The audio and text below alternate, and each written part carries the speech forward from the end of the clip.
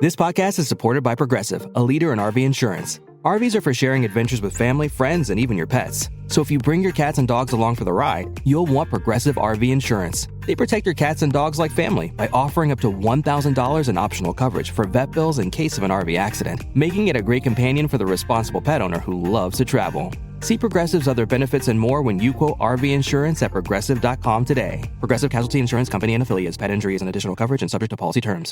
I want to bring in Elliott Gordon, who I don't know if you guys have met before, but Elliott Gordon is a great guy. He's an entrepreneur, former aide to Mayor Giuliani. He's a producer. He's a talent agent. Elliott, say hello to Fred Rubino. Fred, I looked at some of your stuff on YouTube, and you are old school comedy. You are terrific. Cable sir. must have been out. It's Fred Rubino from Brooklyn, right? It's not. Elliott, Thank you. So we're talking about this situation involving the comic at the Trump rally. What did you make of this whole thing, Elliott? What we've talked repeatedly about, kind of us being in an era where humor seems to be offensive for offensive sake rather than being offensive as part of being humorous. What was your take on what this the Tony Hinchcliffe joke itself and the ensuing controversy? Well, they call him an insult comic. As far as I'm concerned, I find calling him a comic is personally insulting. I mean, this guy, he's not a funny man. He doesn't understand how to do the roast. I'm sure Fred will back me up when we say guys from a different era, guys that I represented, a man named Pat Cooper. He understood how to do a roast. Don Rickles, you do it with affection, and the whole idea is for the fact that it's comedic. Just to get up there and say an obnoxious, nasty statement, that is not comedy, Frank. Do you think that ultimately hurts Trump at all? I don't think it means anything. Mm-hmm. The idea, he's not that comics manager. He's not the producer. I don't even think he was in the building. But the idea, you know who it hurts? It hurts comedy in general. Mm-hmm. I mean, when I go into comedy clubs, I had mentioned to you many times that Shecky Green, when I spoke to him a few years ago, I said, Sheck, what do you think of the comedy clubs? He said, I don't like what people are laughing at. And you can't call Shecky Green a prude. He was a star on the Strip in Las Vegas for decades.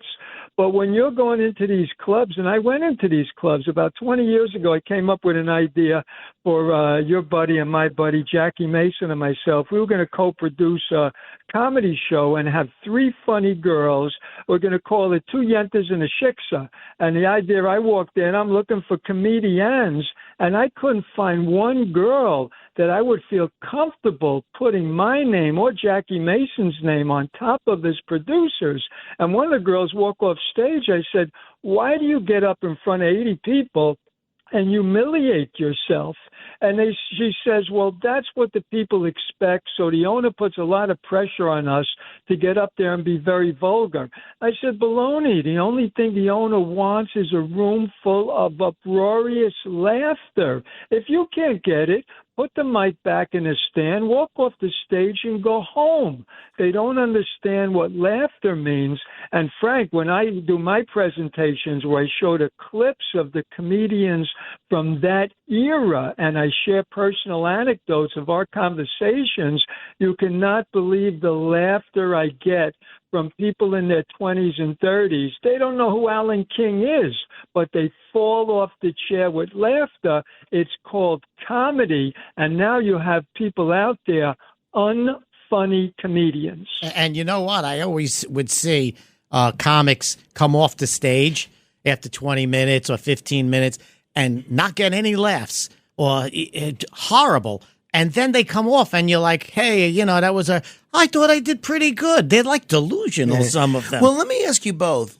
I mean, obviously a Trump rally is different from a standard political event because Trump is almost such a showman. And, showmanship is a big part of what he's always done. Is it a mistake for political figures, including Donald Trump, to include comics as part of their political presentations? What do you think, Fred? I think. Yeah. Oh, go ahead, Frank. Well, go ahead, Fred. Elliot. You started answering. Let Fred steal your answer. He was going to do that anyway. Go ahead, Elliot. Okay. Yeah, I say yes. They don't belong there.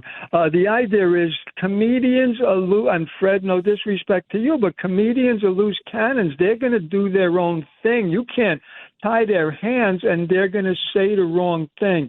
They don't belong at those situations. You know, Pat Cooper once told me, he said years ago, Bob Dole was running against Bill Clinton. He was way behind in the polls, and they were co-grand marshals at a Columbus Day parade in New Jersey.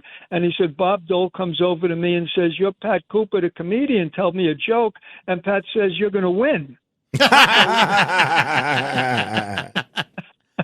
You know, I think you could be a comic at these things, but the event is to get votes and to maybe sway some people. So the comedian, his content maybe should have been complimentary and flattering instead of shooting people down, and maybe that way for the humor to maybe grab a few people. And to the credit of the crowd, they booed. So to the credit of the crowd, a good portion of them, yeah, and there were a lot of groans there as well. Elliot, we've spent a lot of time talking about the various classic roasts over the years. I'm going to play a clip in a second of Don Rickles roasting Bob Hope. Set this up for us. What are we going to listen to? Sure. Well, the Friars Club had started something called the Roast decades ago. And the idea was these were comics that were friends. They knew each other from Vegas and Florida and the Catskills in New York. There was an affectionate, I would call it like a spritzing of each other, like a ribbing that you would do with your buddy, all good-naturedly. That developed into Dean Martin taking it on television on NBC, and that's what you're going to see there. You're going to see Bob Hope. You know he knows Don Rickles for decades. Get a little bit of a couple of jabs into Bob Hope affectionately and with love and comradeship. So it comes across different. Also, Don Rickles, you know, he's short, he's pudgy, he's bald. You know, he could do that kind of humor. Dean Martin, being tall and handsome, couldn't make those comments. It would look very mean. So when it came out of Don Rickles, in his case, it was great. But now everybody's doing it, and it comes across nasty. So you're going to hear Rickles on a roast kidding with his buddy Bob Hope. My name is Lily, and I've had hidradenitis suppurativa, HS, for years. I finally found some relief since taking Cosentyx. Relief means I can show up more. Cosentyx secukinumab is prescribed for adults with moderate to severe hidradenitis suppurativa, HS. Don't use if you're allergic to Cosentyx. Before starting, get checked for tuberculosis. An increased risk of infections and lowered ability to fight them may occur, like tuberculosis or other serious bacterial, fungal, or viral infections. Some are fatal. Tell your doctor if you have an infection or symptoms like fevers, sweats, chills, muscle aches, or cough, had a vaccine or plan to, or if inflammatory bowel disease symptoms develop or worsen. Serious allergic reactions and severe eczema-like skin reactions may occur. Learn more at 1-844-COSENTYX or Cosentyx.com. Ask your dermatologist about Cosentyx. All right, folks, listen to this. Don Rickles roasting Bob Hope. Now it's time to introduce the master of the insult, the only man who holds a black belt for hatred. Evel Knievel's next jump is his mouth.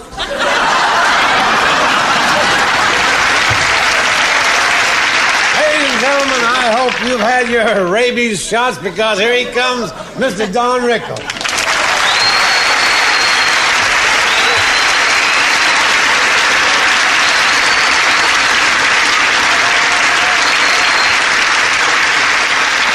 Dean, I thank you for your wonderful introduction. You would love the evening if you knew you were here. We have so many great celebrities. Of course, I want to thank Neil Armstrong. Neil? Over here, Neil. You're down. Neil Armstrong, the great astronaut, said in the capsule, "Hey, man, this is the moon." But I kid you. You're a great hero. You've told me that time and time again. I want to thank Sugar Ray Robinson, who said to Rocky Graziano in the 5th round, "Hey, baby, you're hurting me." Sugar Ray's a great champion. Sugar, we'd ask you to talk, but you know the blacks, your lips lock. There's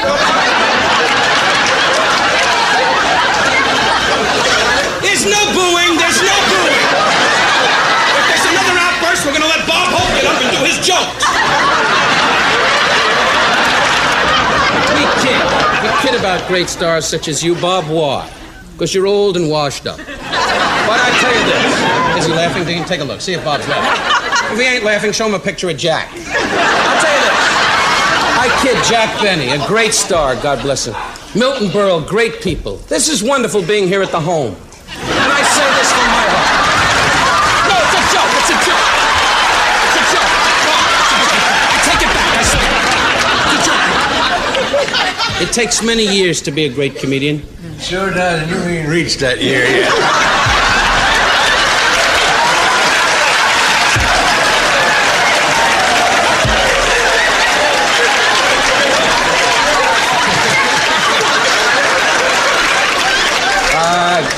Thank you, Jerry.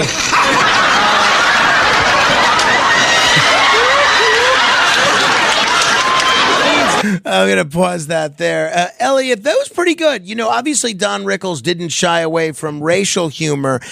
I can imagine if that took place today, especially if it was on national television, there would be protests, there would be calls for boycotts. Why do you think it was okay in that era?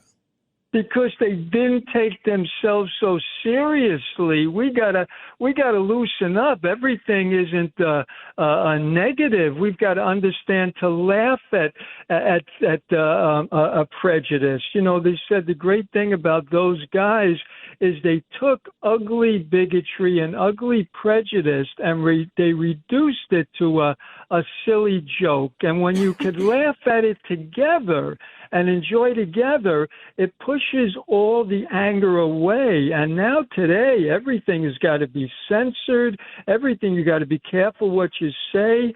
It's terrible. They've taken the comedians and they've tied their hands and they've tied their mouths.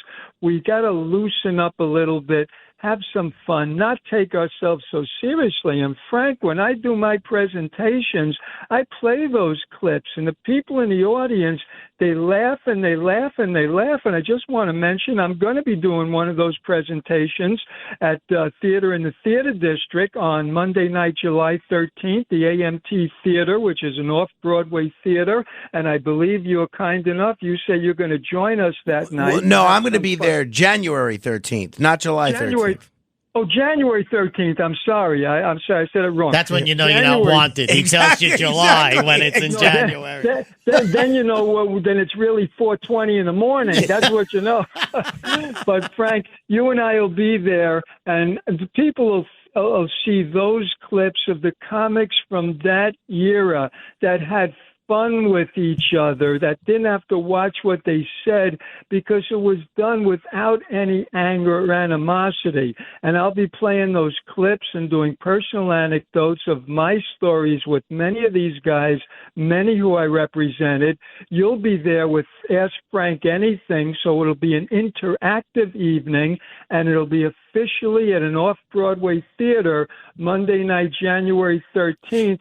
So we want people to come down and experience. Absolutely. That generation it's going to be a lot of did. fun. Elliott, I have to run, but quickly, just tell people how they can get tickets to that if they want. Sure. As of next week, those tickets will be up and available on Eventbrite. Just Google Frank Morano / Elliott Gordon, and this is officially an off-Broadway presentation. All right. It's going to be great. Absolutely. All right, we're going to continue with Fred Rubino in a second. Noam Layden is here as well. He's going to break down the news for us. We'll continue straight ahead. At Arizona State University, we've made online education better, smarter, and more personalized so you can go further in your aspiring field. I decided to pursue medicine once I realized that ASU did have the online program for biological sciences. You're still required to learn the same curriculum. You're still being tested on the same content that anyone would be tested on in person. The comprehensiveness of the program prepared me so well for medical school. Explore over 300 programs at asuonline.asu.edu.